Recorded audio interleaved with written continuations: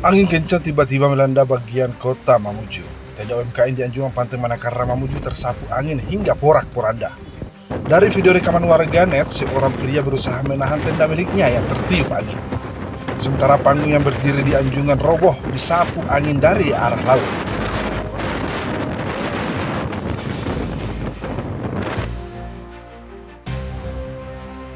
Sementara itu, video rekaman warga lainnya juga memperlihatkan salah satu pohon besar yang berada di dalam kompleks perumahan tumbang.